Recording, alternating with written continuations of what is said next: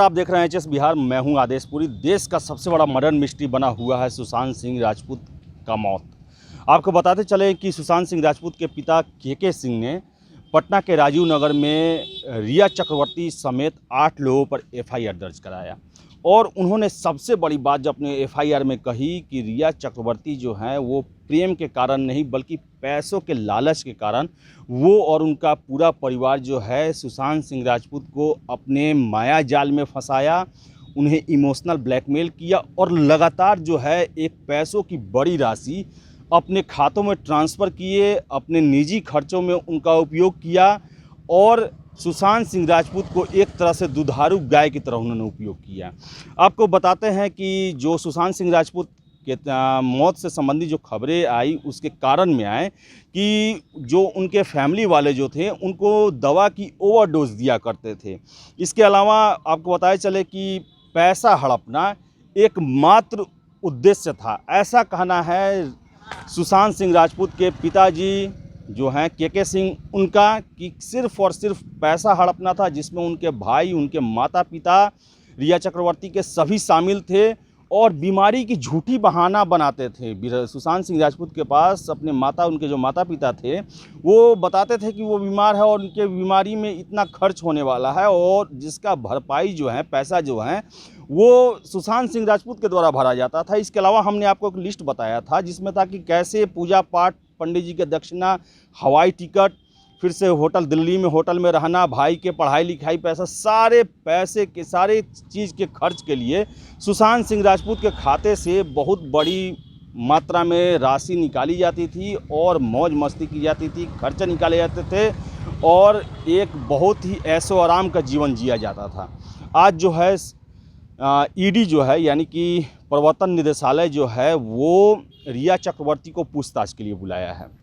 और जो प्रवर्तन निदेशालय जो है वो लगभग जो आपको बताते चले हम कि 3 दर्जन जो है 4 दर्जन जो है प्रश्नों का लिस्ट उन्होंने बनाया है जो कि रिया चक्रवर्ती से पूछे जाएंगे। आपको बताते चले कि 4 बैंक अकाउंट हाथ लगे हैं ईडी को सुशांत सिंह राजपूत के, जिसके बारे में उनसे पूछताछ की जाएगी। एक फार्म हाउस सुशांत सिंह राजपूत का और गोरेगांव में एक फ्लैट, उसके बारे में पूछताछ की जाएगी और समय समय पर जो पैसा ट्रांसफ़र हुआ है सुशांत सिंह राजपूत के खाते से रिया चक्रवर्ती को, तो ये पूछा जाएगा कि आखिर सुशांत सिंह राजपूत ने क्या उन्हें लीगली कोई अधिकार दे रखा था उन्हें अपने खाते से पैसे निकालने के, या फिर वो ज़बरदस्ती या चोरी चुपके ऐसा किया करती थी। वही आपको बताते चले कि क्या जो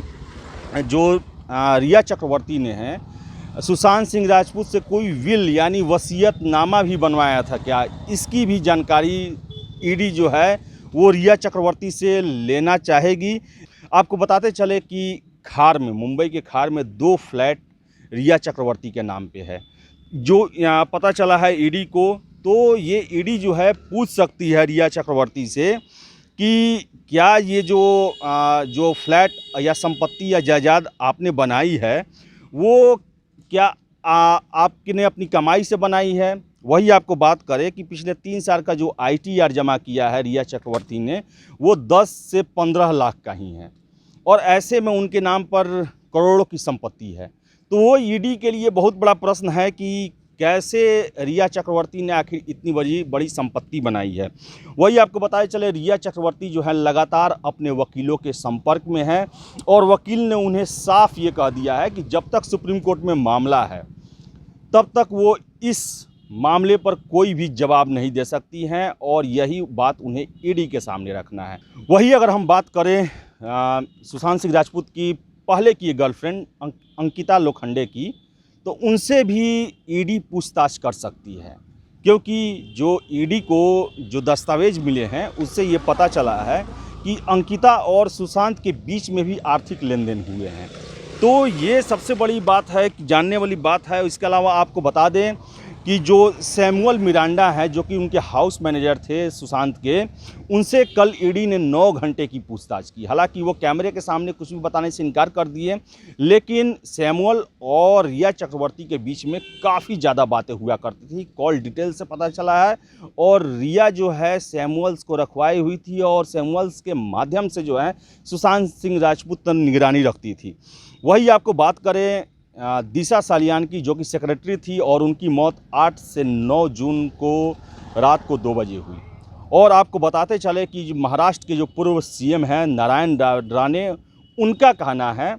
कि दिशा सालियान का जो है मौत, वो बलात्कार करने के बाद उनकी हत्या की गई है। और क्योंकि उनके जो प्राइवेट पार्ट्स थे उन पर बहुत ज़्यादा जख्म के निशान आए हैं, तो नारायण राणे जो हैं इस पूरे मामले को एक दूसरे तरफ ले जा रहे हैं। उसके साथ ही साथ आपको बताते चले कि जो दिशा सालियान है उसका अभी तक बिस्तरा रिपोर्ट नहीं आया है, और जो ईडी है या फिर जांच एजेंसियां जो हैं दिशा और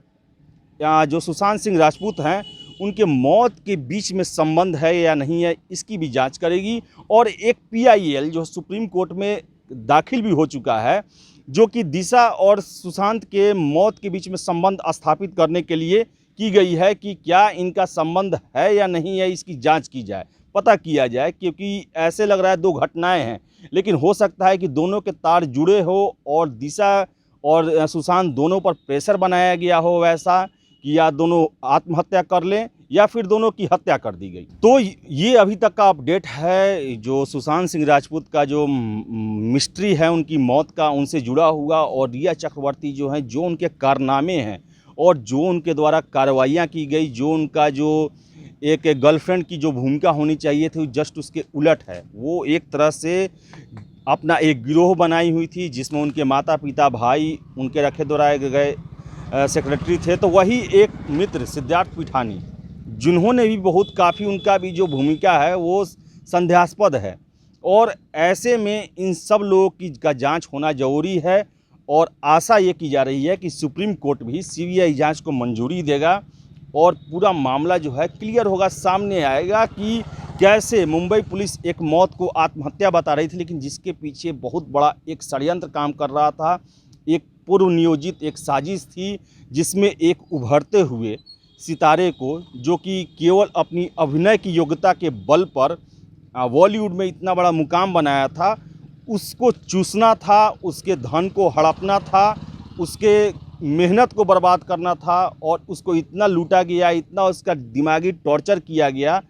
कि अंत में या तो उसने आत्महत्या कर ली या फिर उसकी हत्या कर दी गई। अब ये जांच में क्लियर होगा। फिलहाल इस वीडियो में इतना ही। अगर आपको हमारा वीडियो पसंद आए तो इसे आप लाइक करें, शेयर करें, और हमारे चैनल HS बिहार को सब्सक्राइब करना ना भूलें। आपका बहुत बहुत धन्यवाद।